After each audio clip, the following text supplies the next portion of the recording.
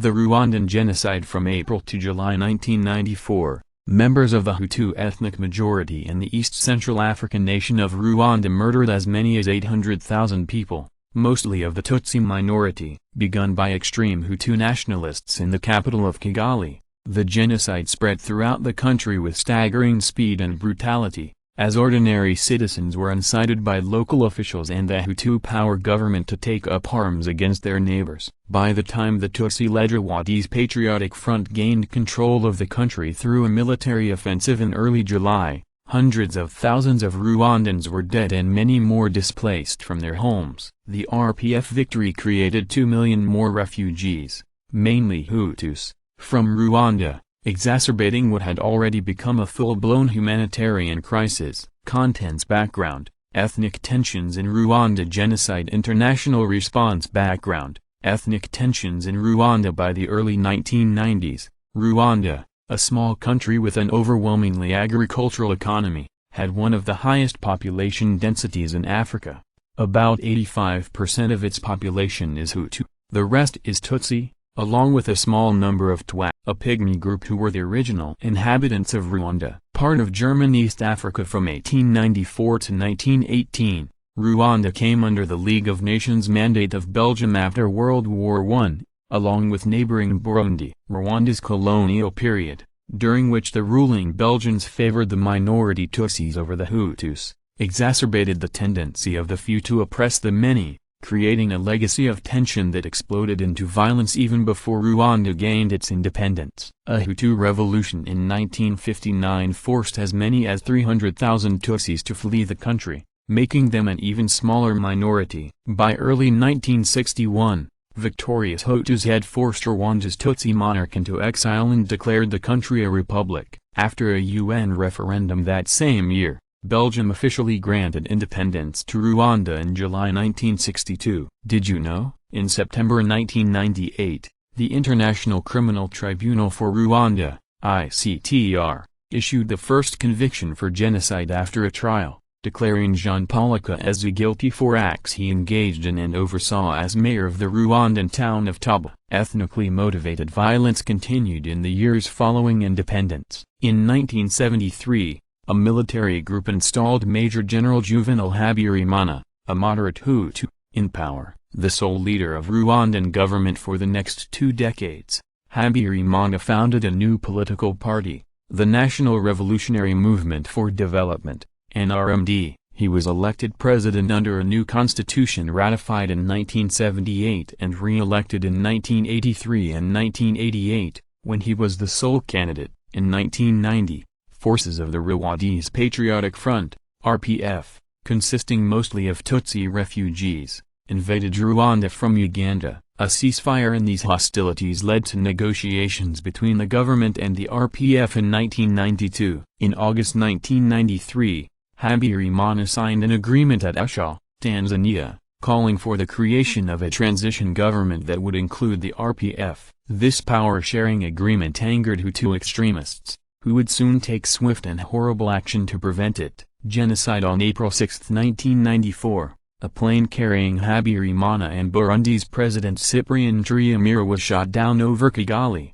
leaving no survivors. It has never been conclusively determined who the culprits were. Some have blamed Hutu extremists, while others blamed leaders of the RPF. Within an hour of the plane crash, the Presidential Guard together with members of the Rwandan Armed Forces, FAR, and Hutu militia groups known as the Interahamwe, or those who attack together, and Impuzamugambi, or those who have the same goal, set up roadblocks and barricades and began slaughtering Tutsis and moderate Hutus with impunity. Among the first victims of the genocide were the moderate Hutu Prime Minister Agathe Uwilingiyimana and her 10 Belgian bodyguards, killed on April 7. This violence created a political vacuum, into which an interim government of extremist Hutu power leaders from the military high command stepped on April 9.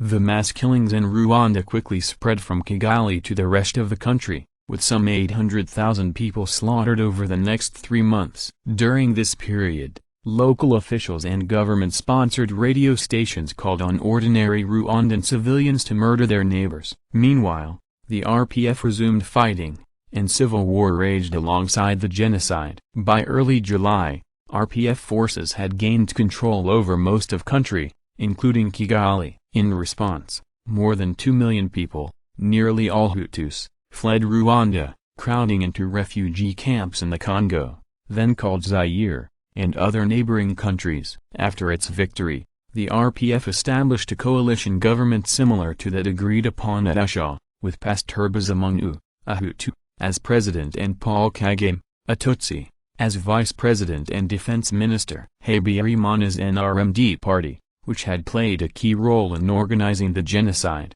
was outlawed, and a new constitution adopted in 2003 eliminated reference to ethnicity. The new constitution was followed by Kagame's election to a 10-year term as Rwanda's president and the country's first-ever legislative elections. International responses in the case of atrocities committed in the former Yugoslavia around the same time. The international community largely remained on the sidelines during the Rwandan genocide. A UN Security Council vote in April 1994 led to the withdrawal of most of a UN peacekeeping operation. UNAMR, created the previous fall to aid with governmental transition under the Arusha Accord. As reports of the genocide spread, the Security Council voted in mid-May to supply a more robust force, including more than 5,000 troops. By the time that force arrived in full, however, the genocide had been over for months. In a separate French intervention approved by the UN, French troops entered Rwanda from Zaire in late June. In the face of the RPF's rapid advance,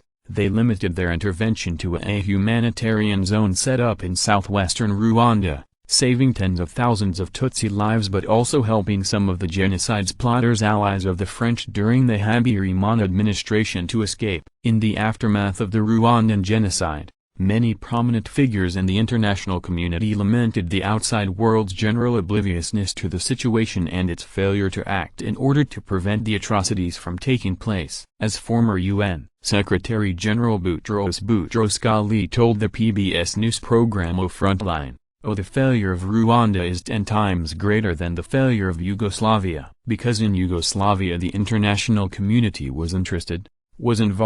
In Rwanda nobody was interested. Attempts were later made to rectify this passivity. After the RFP victory, the UNAMR operation was brought back up to strength. It remained in Rwanda until March 1996, as one of the largest humanitarian relief efforts in history. In October 1994, the International Criminal Tribunal for Rwanda, ICTR, located in Tanzania, was established as an extension of the International Criminal Tribunal for the former Yugoslavia, ICTY, at The Hague, the first international tribunal since the Nuremberg trials of 1945–46 and the first with the mandate to prosecute the crime of genocide. In 1995, the ICTR began indicting and trying a number of higher-ranking people for their role in the Rwandan genocide. The process was made more difficult because the whereabouts of many suspects were unknown. The trials continued over the next decade and a half,